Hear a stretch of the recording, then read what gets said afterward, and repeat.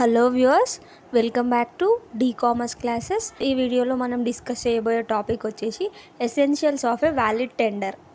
ఒక tender valid tender అనాలి అంటే, ఒక అటెంప్టెడ్ పర్ఫార్మెన్స్ వ్యాలిడ్గా ఉండాలి అని అంటే ఏమేమి ఎసెన్షియల్స్ని ఫుల్ఫిల్ చేయాలో మనం ఇప్పుడు డిస్కస్ చేద్దాం. సో మనకి మోస్ట్లీ ఈ ఎసెన్షియల్స్ అనేవి లాంగ్లో వచ్చే ఛాన్సెస్ ఉంటుంది కాబట్టి ఈజీగానే ఉంటుంది, కాన్సన్ట్రేషన్ చేస్తే ఈజీగా అర్థమవుతుంది. So let's begin with the essentials of a valid tender or attempted performance. And మనకి ఫస్ట్ ఎసెన్షియల్ వచ్చేసి అన్కండిషనల్గా ఉండాలి. మనం ఎప్పుడైతే అటెంప్టెడ్ పర్ఫార్మెన్స్ చేస్తున్నామో మనకి ఆఫర్లో ఉన్న కండిషన్స్ ప్రకారంగా ఉండాలి, కానీ మనం న్యూ కండిషన్స్ బట్టి మేము పర్ఫామ్ చేస్తాము అని అనొద్దు అనమాట. సో ఫస్ట్ వచ్చేసి అన్కండిషనల్. సో ఇదేంటో చూద్దాం ఇప్పుడు. Tender must be unconditional. వేరే tender is conditional, the other party is under no obligation to accept it.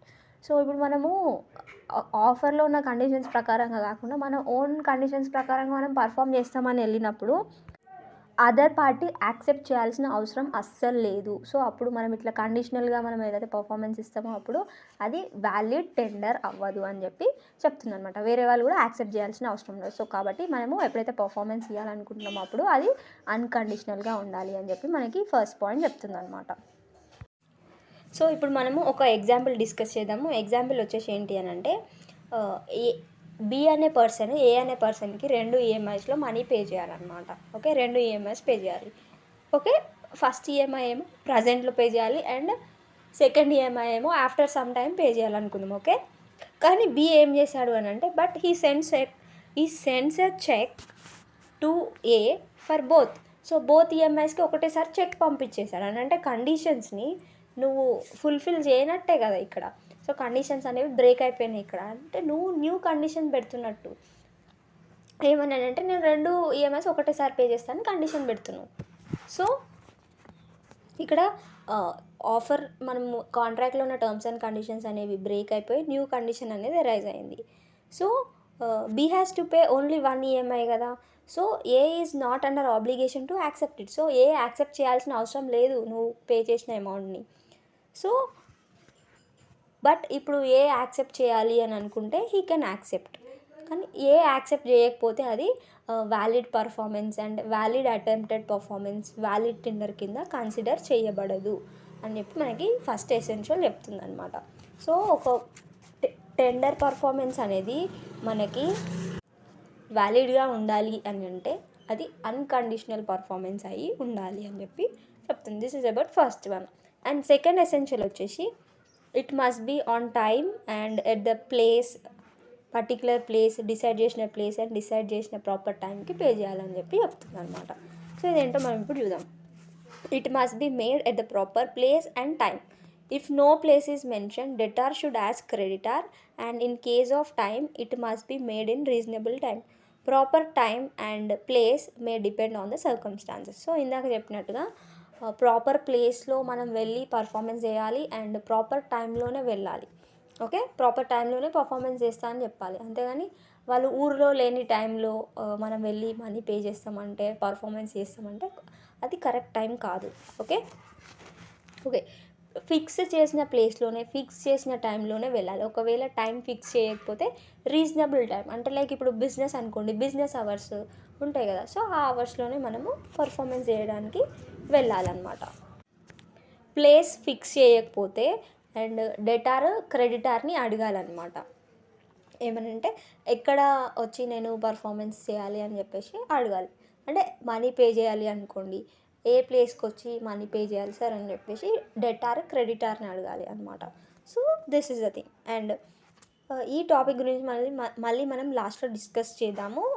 Time and ప్లేస్లో కరెక్ట్గా ఏ ప్లేస్లో ఏ టైంలో ఇవ్వాలి అన్నప్పుడు ఆ టైంలోనే మనం పర్ఫార్మెన్స్ చేయడానికి ఉండాలి అని చెప్పి పాయింట్ చెప్తుంది. అండ్ సో ఇప్పుడు మనము ఒక ఎగ్జాంపుల్ చూద్దాము. A owes ₹1000 from B. So ఏకి బి నుంచి 1000 రూపీస్ రావాలి and B payable on 1st June with interest. Okay, 1st June రోజు పే చేయాలి బి, విత్ ఇంట్రెస్ట్ పే చేయాలి ఏకి.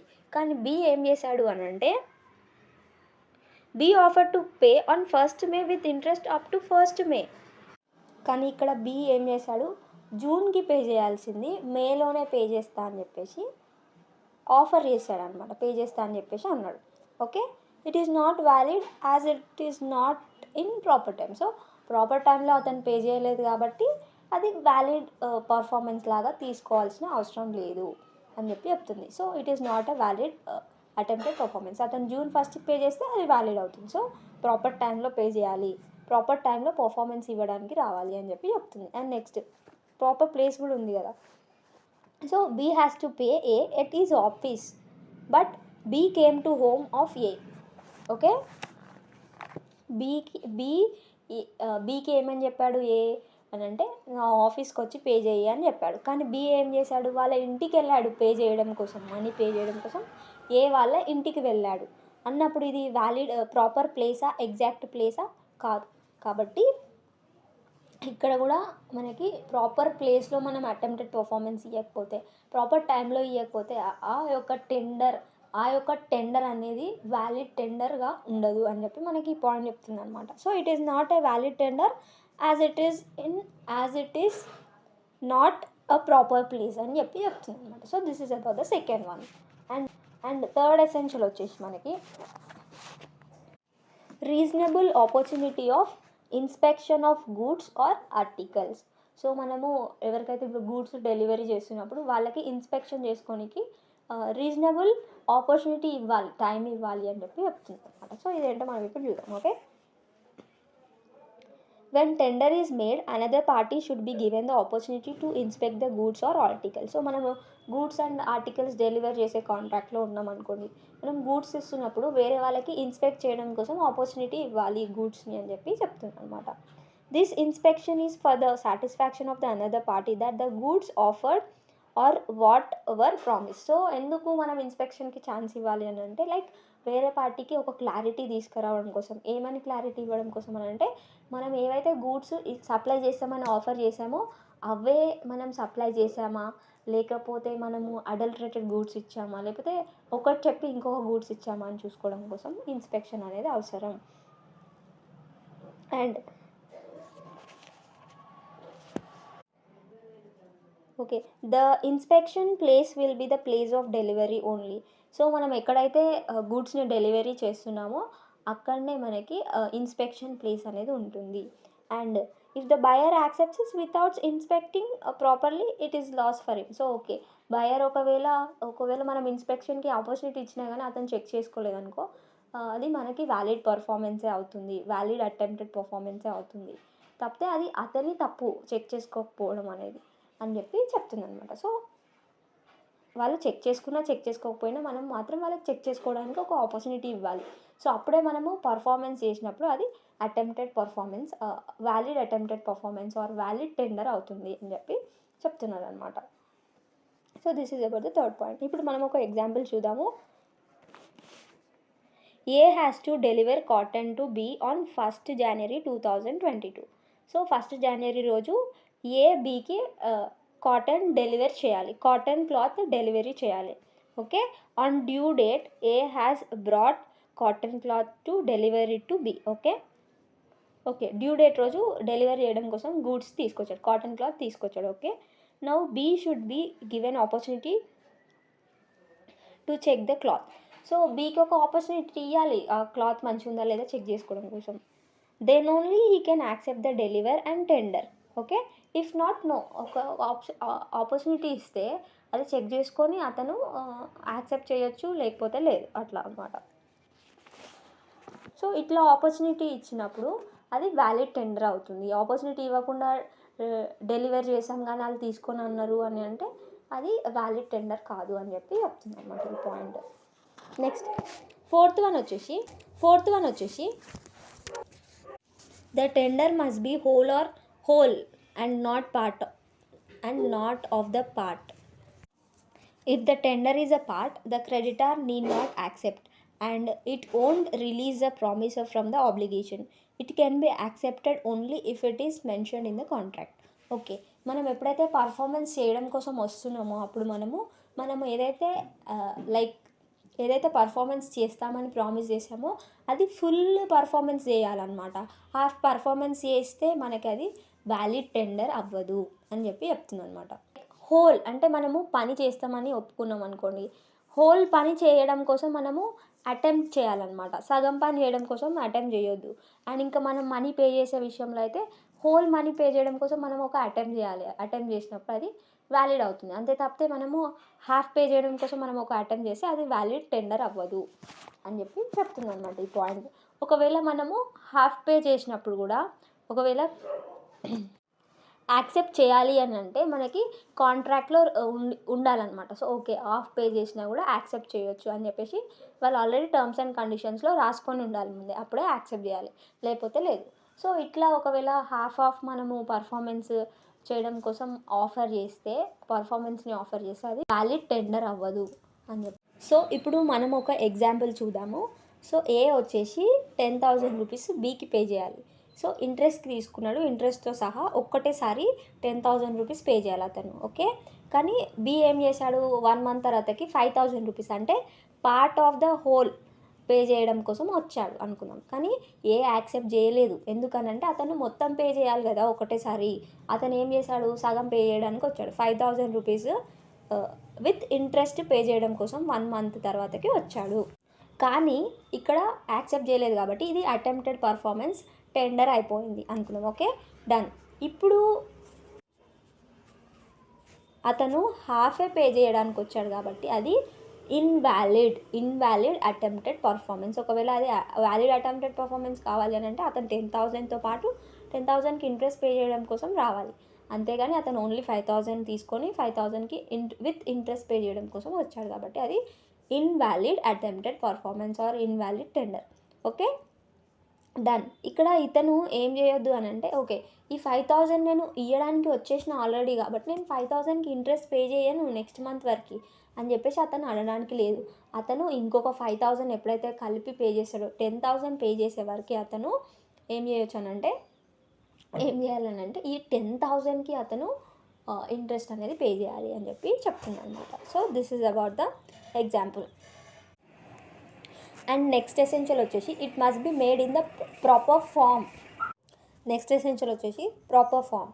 So the tender must be in the proper form. If not it may or may not be accepted by the promisee.